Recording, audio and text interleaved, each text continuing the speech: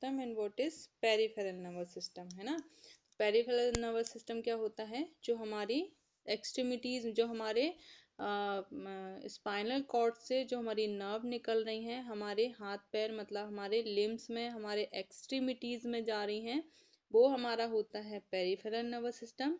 और हमारे ब्रेन के अंदर से जो नर्व्स आ रही हैं, हमारा ये जो ब्रेन है और हमारा स्पाइनल कॉर्ड है, वहां तक का एरिया हुआ हमारा सेंट्रल नर्वस सिस्टम। सेंट्रल क्यों बोल रहे हैं इसे, क्योंकि ये बीच में प्रेजेंट है, सेंटर में प्रेजेंट है। और इसे पेरिफेरल क्यों बोल रहे हैं पीएनएस को, क्योंकि ये हमारे पेरीफेरी में प्रेजेंट है। पेरीफेरी का मतलब होता है आपके बाहरी ओर, बाहरी ओर इसका हिंदी मीनिंग है पेरीफेरी का।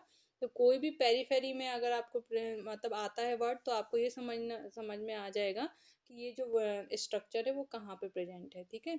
तो ये हमारे पेरीफेरी मतलब हमारे हाथ एंड पैर, मतलब हमारे सेंट्रल पार्ट से दूर, ठीक है, वो हमारा पेरीफेरी पार्ट होता है। तो ये हमारे पेरीफेरल नर्वस सिस्टम मतलब नर्वस सिस्टम का पार्ट है, लेकिन कहाँ प्रेजेंट है, पेरीफेरी में प्रेजेंट है, इसलिए इसे बोल रहे हैं peripheral nervous system. Central nervous system nervous system का पार्ट है, लेकिन वो हमारे सेंट्रली प्रेजेंट है, मतलब हमारे बीच में, हमारी बॉडी के जस्ट बीच में लोकेट है। तो इसे हम इसलिए सेंट्रल नर्वस सिस्टम बोल रहे हैं, ठीक है। इसके बाद इसका हमने क्लासिफिकेशन पढ़ा था, ठीक है। तो सेंट्रल नर्वस सिस्टम तो डायरेक्ट ही पढ़ना, लेकिन हमारा पेरिफेरल नर्वस सिस्टम है, उसके सेंसेशन हमने पढ़े थे, क्लासिफिकेशन पढ़ा था कि सेंसरी क्या होता है। फिर हमने एक पढ़ा था ऑटोमेटिक नर्वस सिस्टम, ठीक है। ऑटोमेटिक में हमने पढ़ा था sympathetic and parasympathetic nervous system. तो ये आपके ये जो क्लासिफिकेशन है वो आप देखना। इसके बाद हमने central nervous system, peripheral nervous system देख लिया। उसके बाद हमने क्या देखा था, ऑटोमेटिक नर्वस सिस्टम। तो सिंपैथेटिक एंड पैरासिम्पैथेटिक में क्या डिफरेंस है, ये एक बार अगर आपको समझ में आ गया तो आप जिंदगी में कभी भी भूल नहीं सकते, और आपको बहुत सारी चीजें समझ में आ जाएंगी, ठीक है। क्योंकि हमारा जो नर्वस सिस्टम है, ये जो ऑटोमेटिक नर्वस सिस्टम है, ये कहाँ पे आता है, हमारे central peripheral nervous system as well as हमारे सेंट्रल नर्वस सिस्टम में, दोनों में ये कुछ कनेक्शन रहते हैं इसके, ठीक है।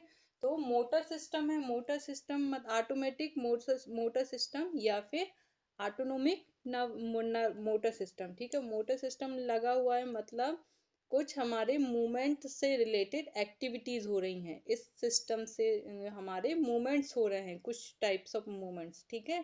तो ऑटोमेटिक नर्वस सिस्टम दो में डिवाइड किया था हमने, वॉलेंट्री एंड इनवॉलेंट्री, ठीक है। तो वॉलेंट्री क्या होता है, ऐसे मूवमेंट जो हम खुद से करते हैं।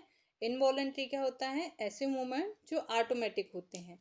इनवॉलेंट्री मूवमेंट में आपका क्या आएगा, आपकी ब्लिंकिंग ऑफ आई, आप बार बार पलक झपकाते हो, तो ये आपका इनवॉलेंट्री मूवमेंट हुआ। आप अगर अगर चाहते हो तो आप रोक सकते हो, लेकिन आप ऑटोमेटिक भी होते हैं, आपका ये जो पलक झपकाना जो है वो ऑटोमेटिक भी होता है, तो इनवॉलेंट्री मूवमेंट भी इसे बोल सकते हैं। इसके बाद आपके जो गट्स हैं, आपका ये जो जीआईटी है, गैस्ट्रो इंटेस्टाइनल ट्रैक्ट, जीआईटी जो है वो, उसमें कुछ मूवमेंट्स होते हैं, अगर वो मूवमेंट्स होंगे तो ही आपका जो फूड है वो डाइजेस्ट होके आगे की ओर जाता है, ठीक है। तो इन मूवमेंट्स को भी हम क्या बोलेंगे, इनवॉलेंट्री मूवमेंट, ठीक है। तो और कभी कभी क्या होता है आपका, कभी आंख फड़क रही है तो कभी कहीं हाथ फड़कता है, तो ये जो मूवमेंट हुए ये भी हमारे इनवॉलेंट्री मूवमेंट हुए, ठीक है। तो हमारा ऑटोमेटिक नर्वस सिस्टम या ऑटोनोमस, दोनों एक ही वर्ड है। कहाँ किसी बुक में आपको लिखा हुआ मिलेगा ऑटोनोमिक, और कहीं पे लिखा रहेगा ऑटोनोमस, ठीक है। वर्ड एक ही है, ऐसा सिस्टम जो ऑटोमेटिक काम करता है, ठीक है, हमारी बॉडी में। तो ये क्या हुआ, हमारे मोटर सिस्टम हमारा इनवॉलेंट्री एंड वॉलेंट्री में डिवाइड हुआ। ये हमने देख लिया कि क्या होता है इनवॉलेंट्री वॉलेंट्री। इसके बाद जो हमारा इनवॉलेंट्री मूवमेंट है, उसमें उसको फर्दर डिवाइड किया है, तो सिंपैथेटिक एंड पैरासिम्पैथेटिक में। सिंपैथेटिक एंड पैरासिम्पैथेटिक जो है हमारे मेनली मतलब हमारे ब्रेन से कनेक्ट रहते हैं ये जो सिस्टम है। और ये क्या करता है, जब हम मतलब हमारे कंडीशन के अकॉर्डिंग दोनों ही इनएक्टिव रहते हैं, लेकिन कंडीशन के अकॉर्डिंग कि हमारी बॉडी को सराउंडिंग्स में कुछ अगर प्रेजेंट है तो उसके अकॉर्डिंग ये एक्टिवेट होते हैं, ठीक है। तो अगर इन केस आप जहाँ पे प्रेजेंट हैं, आपके सराउंडिंग्स अगर कोई इमरजेंसी आती है, ठीक है, एग्जाम्पल अगर दूं तो किसी ने बोला कि यहाँ पे बॉम्ब रखा है, तो आप क्या करोगे, आपका मतलब एक्टिव जो बॉडी है उतनी ज़्यादा एक्टिव हो जाएगी, आपका एनर्जी प्रोडक्शन एक्टिव हो जाएगा, आपकी हार्ट रेट इंक्रीज हो जाएगी, आपका बीपी इंक्रीज हो जाएगा, आपको डर भी लगेगा तो आपको पसीने भी आएंगे। तो ये चीज़ें मतलब ये आपका ब्रेन की जो सिंपैथेटिक नर्वस सिस्टम है उसके एक्टिवेशन की वजह से हो रहा है। जब आप कोई कंडीशन में आते हैं तब क्या होगा, आपका ये जो ब्रेन का जो दो पार्ट हैं, तो सिंपैथेटिक क्या होगा, इमरजेंसी में एक्टिव हो जाएगा और वो क्या करेगा, बहुत ज़्यादा एनर्जी प्रोडक्शन करेगा, बहुत ज़्यादा हार्ट रेट बढ़ा देता है, बहुत ज़्यादा बीपी बढ़ा देता है, आपको स्वेटिंग होने लगेगी बहुत ज़्यादा, क्योंकि आपका ये जो एनर्जी प्रोडक्शन होगा तो आपका टेम्परेचर भी इंक्रीज होगा तो आपको स्वेटिंग भी होगी।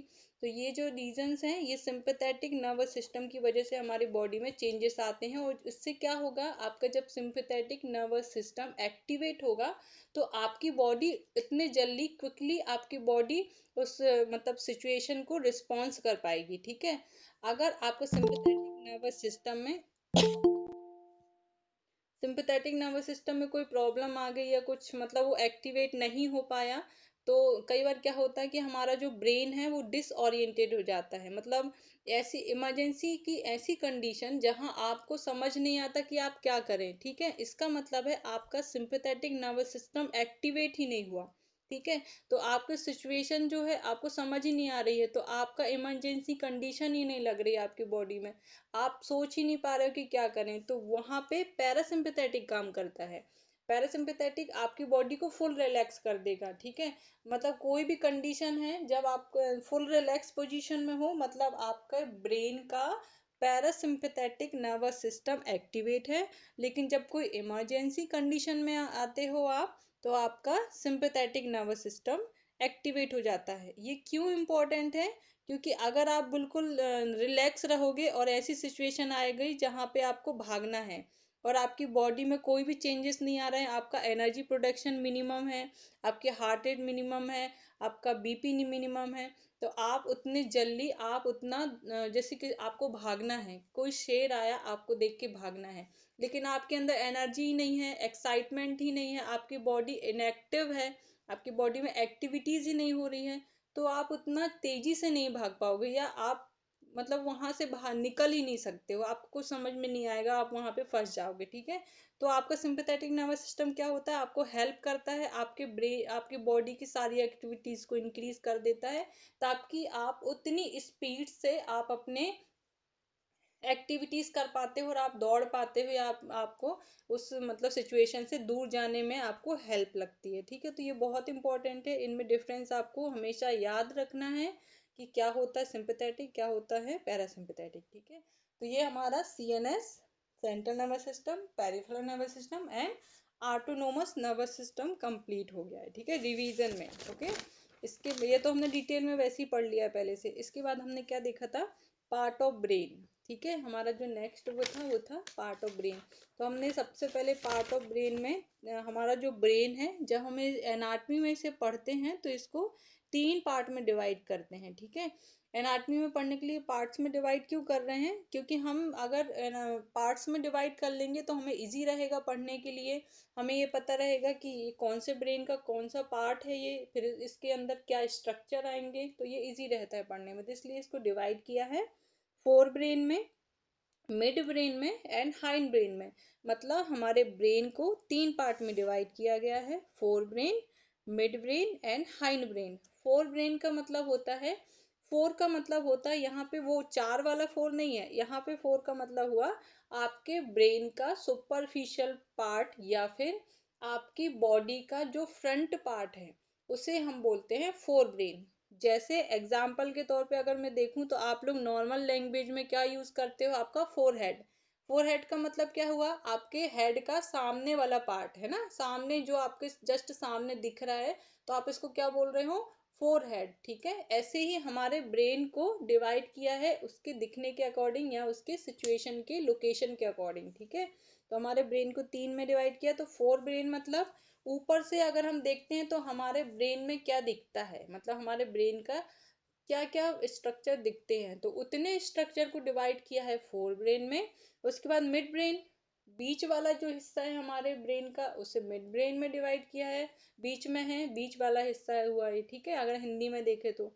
उसके बाद हाइंड ब्रेन हमारे, ये जो अगर आप सुपरफिशियल जब व्यू देखते हो ऊपर से, अगर आप अपने स्कल को देखोगे तो आपको क्या दिखेगा, आपको आपको फोर ब्रेन बस दिखेगा, ठीक है। आपका मिड ब्रेन आपको साइड में दिखेगा, और जब आप इनफियरली देखोगे, आप नीचे से देखोगे, तो आपको आपका हाइंड ब्रेन दिखेगा। तो अब अगर आप साइड से और ऊपर से देख रहे हो तो आपको हाइंड ब्रेन नहीं दिखता है। हाइंड का मतलब होता है छुपा हुआ, ठीक है। तो ये वर्ड्स के मतलब हैं ताकि आप और अच्छे से समझ जाओ। फोर ब्रेन, आपको फ्रंट में कोई चीज दिख रही है तो इसलिए इसको डिवाइड किया है फोर ब्रेन में। Mid brain and hind brain मतलब छुपा हुआ जो हमारे ब्रेन के जो स्ट्रक्चर्स हैं, जो पार्ट है, उसको हाइंड ब्रेन में रख दिया गया है। तो ऐसे करके हमारे ब्रेन को तीन पार्ट में डिवाइड किया है, इसी के अंदर हमें सारे स्ट्रक्चर्स पढ़ने हैं, ठीक है। इसके बाद हमने क्या देखा था, हमने देखा था न्यूरॉन्स क्या होते हैं और न्यूरोलजिकल सेल क्या होते हैं, ठीक है। तो न्यूरॉन्स क्या होते हैं, हमारे नर्वस सिस्टम की मेन बेसिक यूनिट है। जैसे हमारे पूरी बॉडी का बेसिक यूनिट क्या हुआ, सेल हुआ। तो हमारे ब्रेन की ये का एक प्रकार की सेल ही होती है, लेकिन हमारे ब्रेन में ये स्पेशलाइज्ड सेल होती है, क्योंकि इनका काम थोड़ा अलग रहता है। हमारे नॉर्मल सेल्स क्या करते हैं, मेनली उनका काम क्या रहता है, हमारे बॉडी के इंटीग्रिटी को बनाना, हमारी बॉडी के मेटाबॉलिज्म को, क्योंकि हमारा जो सेल है उसी के अंदर माइटोकॉन्ड्रिया रहता है और वहीं पे हमारा मेटाबॉलिज्म होता है, ठीक है। तो एनर्जी प्रोडक्शन करना, तो ये हमारे बॉडी के नॉर्मल जो सेल हैं उनका काम हो गया, ठीक है। लेकिन हमारे नर्वस सिस्टम के सेल्स जो होते हैं उनका स्पेशलाइज्ड अलग होते हैं, मतलब उनके अलग काम रहते हैं, इसलिए स्पेशल हमारी बॉडी के सेल्स होते हैं जो हमारे नर्वस सिस्टम में प्रेजेंट होते हैं। तो ये हमारे नर्वस सिस्टम जो है पूरा, वो किससे बना हुआ है, न्यूरॉन्स एंड न्यूरोलजियल। दो प्रकार की सेल हमारे नर्वस सिस्टम में प्रेजेंट होती हैं, एक होता है न्यूरॉन्स और दूसरा होता है न्यूरोलजियल सेल, ठीक है। तो न्यूरोलजियल सेल के भी बहुत सारे टाइप्स होते हैं, ओलिगोडेंड्रोसाइट्स ऐसे करके, एस्ट्रोसाइट्स, ठीक है। तो ये हम आगे थोड़ा सा एक्सप्लेन करेंगे। अभी हमने न्यूरॉन्स के बारे में पढ़ा था। तो हमारे ब्रेन में दो टाइप्स की सेल होती हैं, एक होता है न्यूरॉन्स जो कि एक सेल है, और दूसरी होती है न्यूरोलजियल सेल, ठीक है। न्यूरोलजियल सेल जो होती हैं वो बहुत टाइप की होती हैं, अकॉर्डिंग टू फंक्शन, कि वहाँ पे कहाँ पे उनको फंक्शन करना है उनके अकॉर्डिंग, ठीक है। ये दो टाइप की हमारे नर्वस सिस्टम में सेल हो गई, ठीक है। अब न्यूरॉन्स और न्यूरोलजियल सेल में क्या डिफरेंस है, दो दो प्रकार की सेल हैं, लेकिन इनके फंक्शन जो हैं वो अलग अलग हैं दोनों प्रकार की सेल और दोनों प्रेजेंट है ब्रेन में, लेकिन इनका फंक्शन अलग अलग है। न्यूरॉन्स जो होती हैं वो क्या होते हैं कि हमारे ब्रेन से हमारे जो न्यूरॉन्स हैं दो टाइप के होते हैं, सेंसरी एंड मोटर। तो ये क्या करेंगे, हमारे न्यूरॉन्स पूरा एक गुच्छे में आके, मतलब गुच्छा बन के, और एक ऐसा तार जैसा एक स्ट्रक्चर बनाएंगे जिसे हम नॉर्मली नर्व अगर हम बोल सकते हैं, ठीक है। तो ये एक गुच्छे, ग्रुप ऑफ जो न्यूरॉन्स हैं उनका जो एक्सॉन है वो मिलके एक नर्व बनाता है। तो ये क्या करेगा कि ये जो न्यूरॉन्स हैं इनका क्या काम है, मेनली हमारे सराउंडिंग से सिग्नल ब्रेन तक पहुंचाना और ब्रेन से हमारे रिस्पॉन्स को लेके आना। ये न्यूरॉन्स का एक न्यूरॉन सेल का ये फंक्शन हुआ, ठीक है। उसके बाद न्यूरोलजियल सेल क्या करती है, हमारे ब्रेन में प्रेजेंट होती है, और ये क्या करती है, हमारे ब्रेन को न्यूट्रिशन प्रोवाइड करती है। हमारे ब्रेन में अगर कहीं डैमेज हुआ है तो ये रिपेयर प्रोवाइड करेगी, रिपेयर करवाती है हमारे ब्रेन के सॉफ्ट टिश्यू को। हमारे ब्रेन के सॉफ्ट टिश्यू जो हैं, जो स्ट्रक्चर्स हैं, उनको रिपेयर करेगी, उनको न्यूट्रिशन प्रोवाइड करेगी, और समटाइम्स प्रोटेक्शन भी प्रोवाइड करती हैं, क्योंकि अगर कोई इन्फेक्शन हो रहा है तो हमारे बॉडी की सेल हैं वही हमारे जो बॉडी के इम्यूनिटी के लिए रिस्पॉन्सिबल हैं, जो आपने पढ़ा होगा टी सेल, हेल्पर सेल, ठीक है। तो इम्यूनाइजेशन में आपने सेल्स के बारे में पढ़ा होगा, तो ये काइंड ऑफ ये प्रोटेक्शन भी प्रोवाइड करती हैं, ठीक है।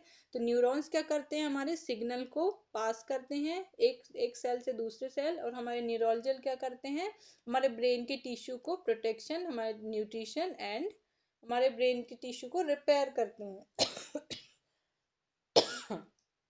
इसके बाद ये हमने देखा, फिर हमने देखा कि हमारे जो न्यूरॉन्स हैं उसके स्ट्रक्चर क्या क्या हैं, ठीक है। तो उसमें हमने तीन बेसिक मेन स्ट्रक्चर पढ़े हैं। एक होता है सबसे सुपरफिशियल जो होता है, जो उसका हेड होता है, उसे हम बोल रहे हैं सेल बॉडी या सोमा, SOMA, ठीक है। सोमा जो कि हमारे न्यूरॉन्स का हेड है। अगर ऐसे एक मतलब इसको देखें कि एक तरीके का जीव है, तो इसका हेड जो हो गया वो सोमा हो गया, बॉडी हो गई सेल बॉडी जिसे हम बोल रहे हैं, और उसकी एक लंबी प्रोसेस निकल रही है, लंबा एक तार निकल रहा है जिसे हम बोल रहे हैं एक्सॉन। ठीक है। उसके बाद तीसरा जो पार्ट है वो क्या है कि हमारे जो सेल बॉडी है उससे कुछ ब्रांचेस निकल रही हैं, छोटी छोटी जो ब्रांचेस हैं, मतलब जो शॉर्ट प्रोसेस हैं, वो क्या है हमारे डेंड्रॉइड्स हैं। तो ये मेन तीन जो हमारे न्यूरॉन्स का मेन स्ट्रक्चर में तीन ये स्ट्रक्चर हैं जो हमको बहुत इंपॉर्टेंट होते हैं। ठीक है। तो डेंड्रॉइड्स का अब इनका फंक्शन क्या है, तो डेंड्रॉइड्स का फंक्शन क्या है कि दूसरे न्यूरॉन्स जो है, मतलब हमारे ब्रेन के जो न्यूरॉन्स हैं उनसे सिग्नल लाके हमारे सेल बॉडी को देते हैं। ठीक है। सेल बॉडी को दिया तो सेल बॉडी क्या करेगा, हमारे जो सिग्नल है उसको एक्सॉन को पास करेगा। एक्सॉन में जब सिग्नल आएंगे तो ये एक्सॉन जाके और दूसरे न्यूरॉन से कनेक्ट होके वहां पे सिनेप्सिस बनाता है। तो वहां पे क्या करेगा, उस सिनॉप्सिस में एक्शन पोटेंशियल डेवलप होगा, जो आप पढ़े होंगे शायद मसल में, मसल फिजियोलॉजी में। तो क्या करेगा, एक्शन पोटेंशियल डेवलप करेगा, और ये जो सिग्नल है ये एक न्यूरॉन से दूसरे न्यूरॉन्स जो इंटरकनेक्ट हैं आपस में, तो वो उस जगह को हम क्या बोलते हैं, सिनेप्सिस, से एक न्यूरॉन से दूसरे न्यूरॉन की ओर ये हमारे सिग्नल को पास कर देते हैं। ठीक है। तो ये मेन बेसिक फंक्शन हो गया। अब हमारे जो हमारी सेल बॉडी, हमारा जो न्यूरॉन की सेल बॉडी है या सोमा है, उसके अंदर क्या क्या प्रेजेंट होता है, साइटोप्लाज्म होता है और नीसल्स बॉडी प्रेजेंट होती है। तो नीसल्स बॉडी क्या करती है, हमारे सोमा, हमारे जो पूरे न्यूरॉन्स को न्यूट्रिशन प्रोवाइड करती है ताकि वो हेल्दी रहे। अगर हमारा न्यूरॉन्स ही हेल्दी नहीं रहेगा, हमारी जो सेल हेल्दी नहीं रहेगी, तो हमारा ब्रेन के स्ट्रक्चर कैसे हेल्दी रह सकते, क्योंकि हमारा ब्रेन इनसे बना हुआ है, इन सेलों से। तो क्या होगा कि ये हमारे ब्रेन को न्यूट्रिशन, हमारे न्यूरॉन्स को न्यूट्रिशन प्रोवाइड करता है। ठीक है।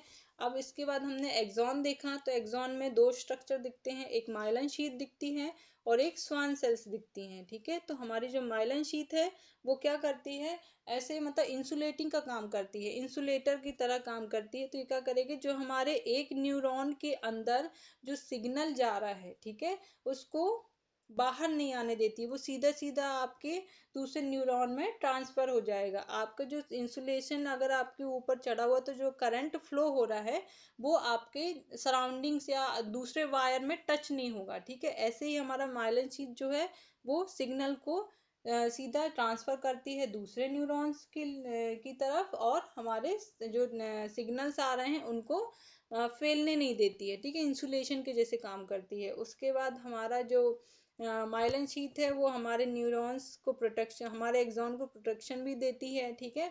और हमारे न्यूरॉन्स के ऊपर एक मेम्ब्रेन होती है जिसे न्यूरोलेमा बोल रहे हैं। ठीक है। ये हमारे नॉर्मल जो हमारे सेल के ऊपर मेम्ब्रेन होती है, वैसे ही जब हम सेल के ऊपर मेम्ब्रेन होती है तो हम उसे बोलते हैं सेल मेम्ब्रेन। अगर ये न्यूरॉन्स के ऊपर मेम्ब्रेन है तो उसे न्यूरोलेमा बोल रहे हैं। ठीक है। एज इट इज नाम चेंज हुए हैं, क्योंकि आप ब्रेन से रिलेटेड चीजें पढ़ रहे हो तो उनके नाम थोड़ा अलग रहेंगे, और नॉर्मल जो आपकी वो एनाटमी रहेगी बॉडी की, वो थोड़े से नाम अलग रहेंगे, बाकी मतलब एक ही है।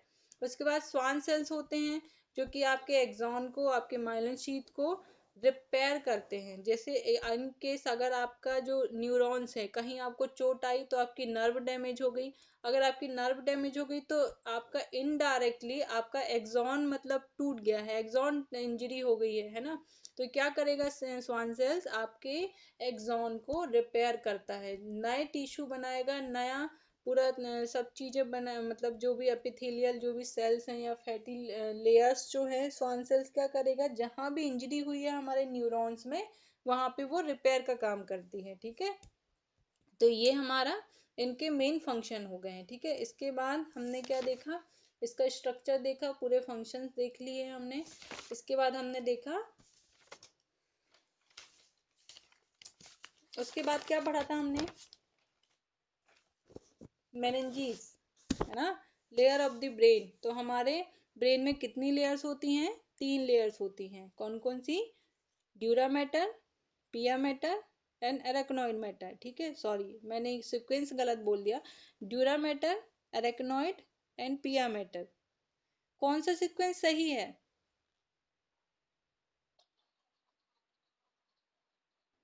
ड्यूरा मैटर देन,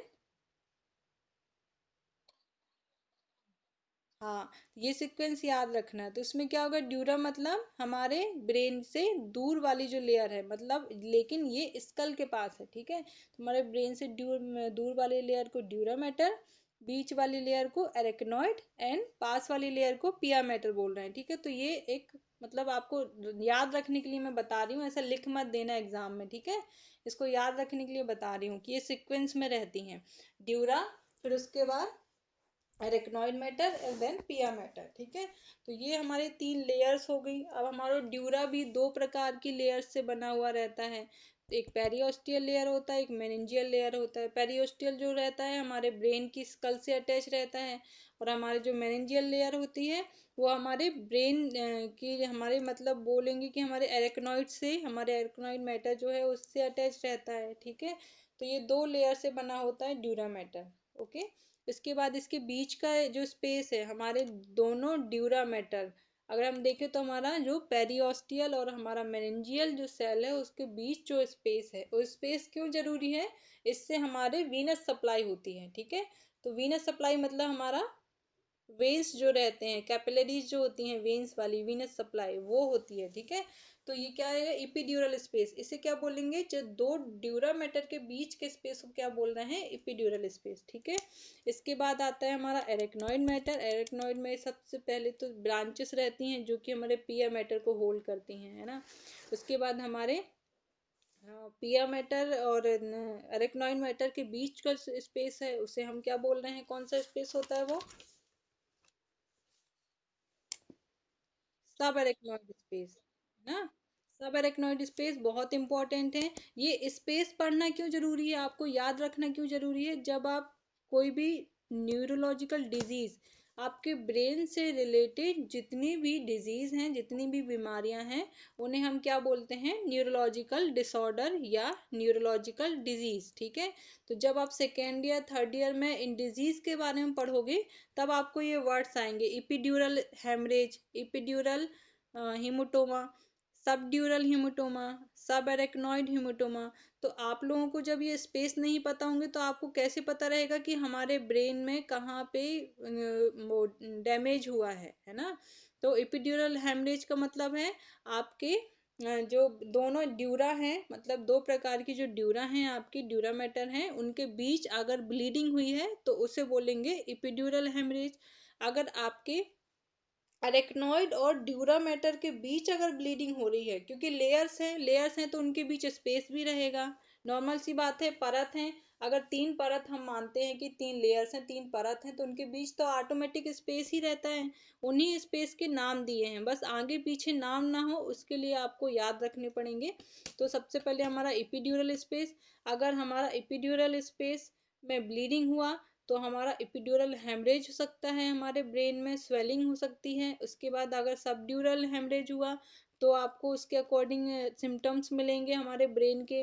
उसके बाद सब अरेक्नॉइड हेमरेज हुआ तो आपको उसके अकॉर्डिंग सिम्टम्स मिलेंगे। तो ये इम्पॉर्टेंट है स्पेस, क्योंकि ये हमारे डिजीज को कॉज करते हैं, ठीक है। अगर इनके बीच अगर कोई गड़बड़ होती है, कोई ब्लीडिंग होती है हमारे ब्रेन में इनके बीच, तो आपको ये पता होना चाहिए कि इपिड्यूरल स्पेस कहाँ लोकेटेड है, आपका सबड्यूरल कहाँ पे प्रेजेंट है, आपका सब एरेक्नॉइड कहाँ पे है ना। तो ये इंपॉर्टेंट है, आपको याद रखना है, ठीक है। इसके बाद हमने क्या पढ़ा था, अपनी लेयर्स हो गई, स्पेस हो गए हमारी बॉडी के।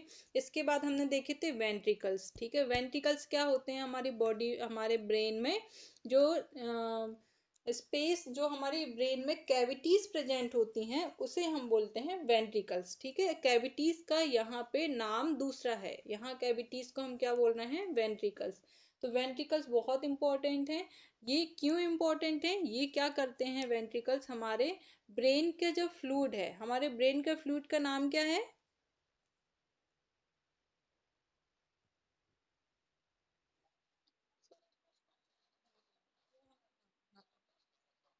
हम्म तो हमारे ब्रेन में जो प्रेजेंट है फ्लूइड है, जिसे हम CSF बोलते हैं शॉर्ट में, या सेरिब्रोस्पाइनल फ्लूइड बोलते हैं, ये हमारे ब्रेन की कैविटीज में सर्कुलेट होता है। ठीक है, हमारे ब्रेन की कैविटीज में ये ऐसे सर्कुलेट होता है, जिससे हमारे ब्रेन, पूरे ब्रेन के टिश्यू को प्रॉपर न्यूट्रिशन मिलता है, प्रोटेक्शन मिलता है, क्योंकि अगर कोई चीज़ पानी में है तो उसको फोर्स बहुत कम लगता है। ठीक है, तो ये जो इसको बहने के लिए भी कोई जगह चाहिए, तो ये कैविटीज उसके लिए प्रेजेंट होती हैं। ये इसका सिग्निफिकेंस है कि हमारी जो कैविटीज हैं वो CSF के सर्कुलेशन के लिए प्रेजेंट होती है हमारी बॉडी में। ठीक है, तो हमारी कैविटीज कितनी है, फिर हमने कितनी कैविटीज पढ़ी हैं, तो कौन कौन सी कैविटीज हैं। सबसे पहले क्या है, हमारी जो ब्रेन की कैविटीज हैं या वेंट्रिकल्स है हमारे ब्रेन के, वो 4 टाइप्स के हैं, है ना। सबसे पहले कौन सा है, लेटरल वेंट्रिकल। ठीक है, फिर उसके बाद इंट्रा वेंट्रिकुलर फोरामेन से ये कहाँ जाता है, फोर्थ वेंट्रिकल में। ये आगे पीछे नाम है, आपको नाम एज इट इज याद रखने पड़ेंगे, या तो आप उनका कुछ ऐसा ट्रिक बना लो याद रखने के लिए, लेकिन आपको इसी सीक्वेंस में आपको लेयर्स के नाम जब भी आपको लिखने आता है या जब भी एक्सप्लेन करने आता है लेयर्स के, तो आपको उसी के अकॉर्डिंग आपको एक्सप्लेन करना है। ऐसा नहीं कि आपको पिया मैटर आपने पहले लिख दिया क्योंकि वो याद था और एरेक्नॉइड बाद में, ऐसा कभी नहीं करना, आपको नंबर वहीं कट जाएंगे। सीक्वेंस हमेशा याद रखना। तो आपका जो लेयर्स का सीक्वेंस है, आपके वेंट्रिकल का सीक्वेंस है, वो हमेशा याद रखना। आप कैसे भी करो लेकिन इनको याद रखना है। ठीक है, आप ट्रिक बना लो जैसे भी आपको इजी पड़ता है। तो क्या होगा कि सबसे पहले हमारा क्या रहता है, वेंट्रिकल में हमारा लेटरल वेंट्रिकल रहेगा। उसके बाद उसको मतलब आगे जाने के लिए कौन सी मतलब डक्ट मिलेगी, कौन सी नली मिलेगी, तो उसका नाम क्या है, इंट्रा वेंट्रिकुलर फोरामेन। ठीक है, वहां से वो होता हुआ कहाँ आएगा, फोर्थ वेंट्रिकल में, है ना। फोर्थ वेंट्रिकल से एक्यूडक्ट से होता हुआ वो थर्ड वेंट्रिकल में आएगा। तो ये 3 वेंट्रिकल हैं और 2 डक्ट हैं, इंट्रा वेंट्रिकल फोरामेन एंड एक्यूडक्ट। ठीक है, तो ये हमारे टोटल हमारे वेंट्रिकल सिस्टम हो गया। हमारी बॉडी का वेंट्रिकल सिस्टम मतलब हमारी बॉडी की कैविटी सिस्टम हो गया हमारी बॉडी का। ठीक है, अब इसमें क्या होता है, हमारा CSF सर्कुलेट होता है। ये इसका फंक्शन है कि ये हमारे CSF को बहने के लिए, हमारे CSF को सर्कुलेट होने के लिए जगह देता है, ताकि हमारा CSF जो है वो पूरे ब्रेन में पहुंच सके, जहां जहां इसकी ज़रूरत है, जहां भी हमारे ब्रेन का स्ट्रक्चर है पूरा, ये उसमें पूरा सर्कुलेट हो सके। तो इसके लिए ये हमारा कैविटीज हमें नेचर ने दी है। ठीक है, इसके बाद अब हमारा हमने उसके बाद क्या पढ़ा कि हमारा व्हाट इज CSF। ठीक है, हमने CSF देखा। तो CSF क्या होता है, हमारे ब्रेन एंड स्पाइनल कॉर्ड में प्रेजेंट जो फ्लूइड होता है, जो कि कनेक्टिव टिश्यू से बना हुआ होता है, इसे हम बोलते हैं CSF। ठीक है, अब CSF कहाँ फॉर्मेशन होता है, हमारे ब्रेन के अंदर ही फॉर्मेशन होता है। और कहाँ पे होता है, तो फिर वो नाम आपको याद रहना चाहिए। हमारा जो CSF है वो कोराइट फ्लेक्सिस में प्रेजेंट होता है, वहां से उसका फॉर्मेशन होता है। ठीक है, अब कोराइट फ्लेक्सिस जो है वो कहाँ पे प्रेजेंट होता है, हमारे लेटरल वेंट्रिकल, मतलब हमारी बॉडी का जो फर्स्ट वेंट्रिकल है उसमें कोराइट फ्लेक्सिस जो स्ट्रक्चर है वो प्रेजेंट होता है, और उसी से फॉर्मेशन होता है CSF का। फिर वो CSF जब फॉर्म हो जाएगा तो सर्कुलेशन में आएगा, मतलब कोई चीज अगर बन गई है तो फिर वो अपने सर्कुलेशन मतलब बहने की उसमें आएगी, सर्कुलेशन में आएगा। तो लेटरल वेंट्रिकल में आएगा सबसे पहले, वहां पे बन के वहीं पे जमा होता है, तो वहां से निकल के फिर ये कहाँ जाएगा, फोरामेन से होता हुआ थर्ड वेंट्रिकल में आएगा, फिर एक्यूडक्ट से होता हुआ फोर्थ वेंट्रिकल में जाएगा। फोर्थ वेंट्रिकल में जाने के बाद ये सब एरेक्नॉइड स्पेस में पूरा सर्कुलेट या पूरा फैल जाता है। ठीक है, तो ये हमारे ब्रेन को पूरी तरह कवर कर लेता है, हमारे ब्रेन को पूरा प्रोटेक्शन देता है। ठीक है, इसके बाद अभी ये देखा हमने कि हमारे जो बॉडी के फ्लूइड्स हैं वो कंटिन्यू बनते रहते हैं। ठीक है, तो उनका एक्सक्रीशन मतलब उनका बाहर निकलना भी बहुत जरूरी है। अगर कोई चीज जमा होती जा रही है और बाहर नहीं निकल रही है, या तो वो सूजन मतलब आपको स्वेलिंग कॉज कर सकती है, स्वेलिंग दे सकती है आपकी बॉडी में जहाँ भी एक्यूमुलेट हो रहे हैं फ्लूइड, या फिर आपकी बॉडी में कोई भी इन्फेक्शन हो सकता है जमे हुए फ्लूइड में, है ना। तो ये इसके ड्रेनेज के लिए इसके में क्या होगा, सबसे पहले कि ये लेयर्स से एब्जॉर्ब होती हैं, जो हमारे ब्रेन के लेयर्स हैं उससे एब्जॉर्प्शन होगा इसके CSF का, और देन ये ड्रेनेज के जाएगा सेंट्रल वीनस सिस्टम में। ड्रेनेज मतलब बाहर निकलने के लिए, ठीक है। ड्रेनेज, ड्रेन करते हैं ना, तो ड्रेनेज करने के लिए हमारा CSF जो है एब्जॉर्ब होके और सेंट्रल वीनस सिस्टम में पहुंच जाता है हमारे ब्रेन के, और वहां से वो बाहर निकल जाता है हमारे बॉडी के फ्लूइड से, ठीक है। बाहर निकल जाता है तो ये कंटिन्यू होता रहता है, बनता है फॉर्मेशन, सर्कुलेट होता है, अपना फंक्शन करता है वो ब्रेन को जो भी उसने फंक्शन देना है, और देन वो बाहर निकल जाता है। तो ये प्रोसेस कंटिन्यू चलती रहती है। इन केस अगर CSF का जो सर्कुलेशन है, जो बहने का जो मतलब बहने की जो जगह है, जो वेंट्रिकल्स है हमारे ब्रेन में, अगर वहाँ पे कहीं ब्लॉक आता है तो वो एक बहुत सीरियस कंडीशन हो सकती है हमारे ब्रेन के लिए या फिर हमारी लाइफ के लिए। तो अगर आपका CSF कहीं पे ब्लॉक हो गया है, आगे बहने का रास्ता बंद हो गया है, फॉर एग्जांपल जैसे आपका लेटरल वेंट्रिकल में CSF है, लेकिन वो इंटरवेंट्रिकुलर फोरामेन से थर्ड में नहीं जा पा रहा है, वहाँ पे वो ब्लॉक हो गया है। ब्लॉक किसी भी वजह से हो सकता है, आपका सर्कुलेशन में कुछ आ गया, या फिर आपका मतलब डिफेक्ट है, पहले से ब्रेन में डिफेक्ट आ गया और आपका ये जो CSF बन रहा है ये ब्लॉक हो गया है। तो क्या करेगा CSF, वहीं वहीं जमा होता जाएगा, क्योंकि फॉर्मेशन तो रुकना नहीं है, फॉर्मेशन तो कंटिन्यू होगा। तो आपका CSF जमा होते होते होते आपके ब्रेन में इतना ज़्यादा स्वेलिंग प्रोड्यूस कर देता है, क्योंकि अगर फ्लूइड है तो बाहर की ओर प्रेशर भी मारेगा, ठीक है। तो आपका ब्रेन ऐसे फूल जाता है, पूरा ब्रेन आपका फूल जाता है, क्योंकि उसको सर्कुलेशन और ड्रेनेज या अब उसको बाहर निकलने के लिए जगह ही नहीं है CSF की, वहां पे उसका ब्लॉक हो गया है सर्कुलेशन। तो फूल जाता है, जिससे क्या होगा, आपके जितने भी ब्रेन के टिश्यू हैं वो डैमेज हो जाएंगे, क्योंकि उन पे भी प्रेशर आएगा। अगर CSF वहां पे जमा है तो उन पे प्रेशर आएगा। तो ये क्या करेगा कि आपके ब्रेन के टिश्यू को डैमेज कर देता है, क्योंकि ये प्रेशराइज करेगा आपके ब्रेन को। अगर जमा हो तो उसको जगह भी ज़्यादा चाहिए, जैसे जैसे वो बढ़ता जाएगा जमा होता जाएगा, और जगह इतनी है नहीं, इसलिए वो प्रॉपर सर्कुलेशन बनाया है नेचर ने। लेकिन उससे क्या होगा कि आपको बहुत सीरियस कंडीशंस हो सकती है, जिसे हम बोलते हैं हाइड्रोसेफेलिस। हाइड्रो मतलब आपके ब्रेन में पानी का प्रेजेंट होना, हाइड्रो मतलब होता है पानी, और सेफेलिस होता है ब्रेन। तो इसे हम ऐसे याद रख सकते हैं, हाइड्रोसेफेलिस मतलब आपके ब्रेन में, अगर हम नॉर्मल लैंग्वेज में बोलें जिसमें हम किसी नॉन मेडिकोस को समझाएं, तो आपके ब्रेन में पानी भर गया है या आपके बच्चे के ब्रेन में पानी भर गया है, तो इसका मतलब क्या हुआ कि आपका CSF जो है वहाँ ब्लॉक हो गया है, और वो जमा होता जा रहा है, और वो अपने आसपास के जो टिश्यू हैं उनको प्रेशर डाल के उनके फंक्शन को एबनॉर्मल कर रहा है।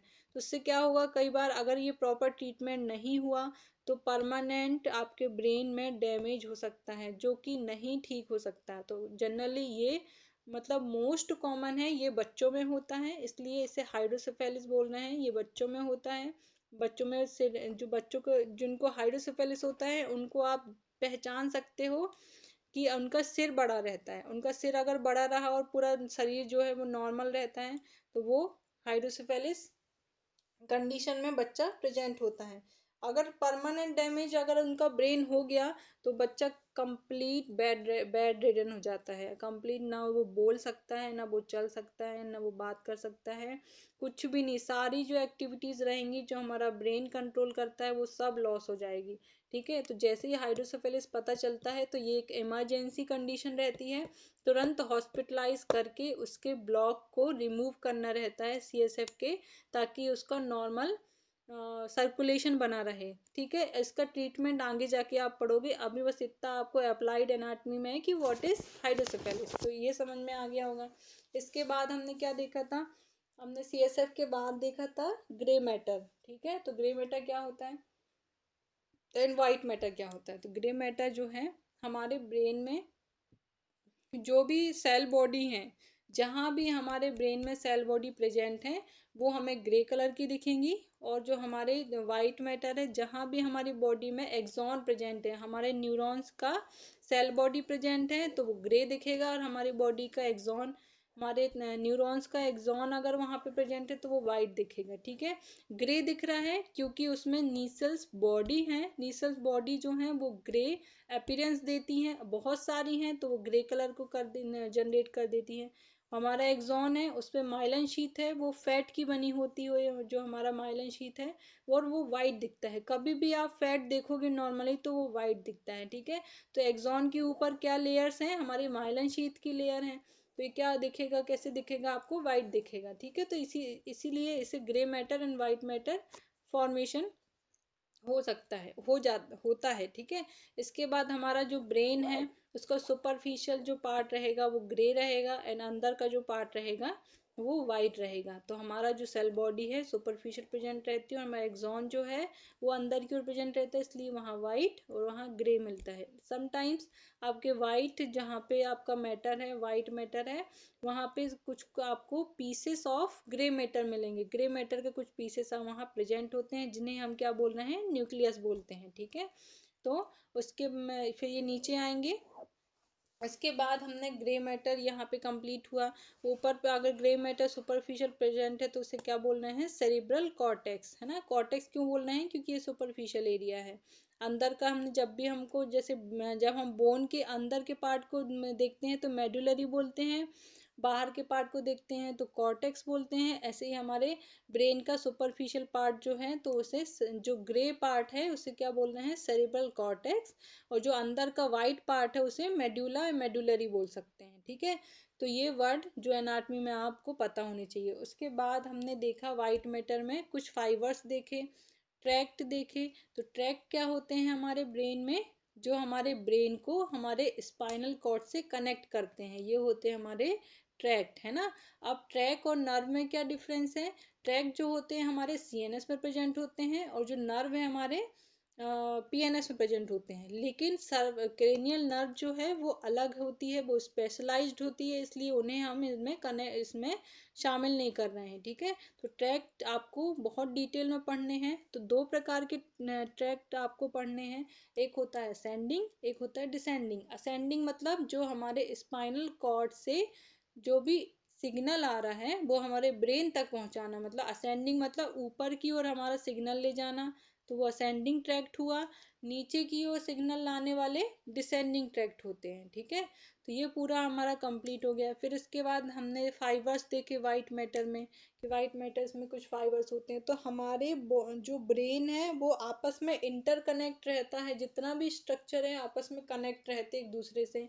तो उसके अकॉर्डिंग हमारे वाइट मैटर को डिवाइड किया है, उनके फाइबर्स को डिवाइड किया है। तो तीन प्रकार के हमने फाइबर्स देखे थे उसमें, कार्पस कैल्यूजम देखा था, एसोसिएटेड फाइबर देखे थे, एंड कमिश्नर्स फाइबर देखे थे। तो वो कैसे एक दूसरे को कनेक्ट करते हैं, हमारे ब्रेन के जो अंदर के पार्ट हैं वो आपस में कैसे कनेक्ट होते हैं हमारे वाइट मैटर के फाइबर्स से। तो वो तीन टाइप के हमने फाइबर्स देखे हैं, ठीक है।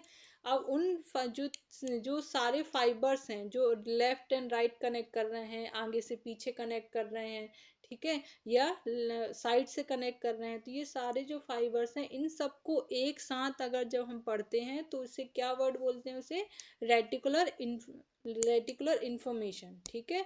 ये एक वर्ड है जो कि सब जब हम जो सब फाइबर्स हैं इनको एक साथ जब हम बोलेंगे तो इन्हें क्या बोलेंगे, रेटिकुलर फॉर्मेशन, ठीक है। यहाँ तक हमने पढ़ लिया है। अब हम नेक्स्ट क्लास में सेरिब्रम स्टार्ट करेंगे मंडे से। ओके, किसी को कुछ पूछना है?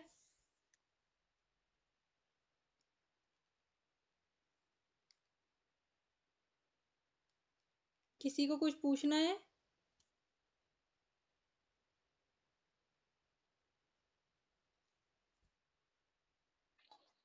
ओके, चलो बाय सबको।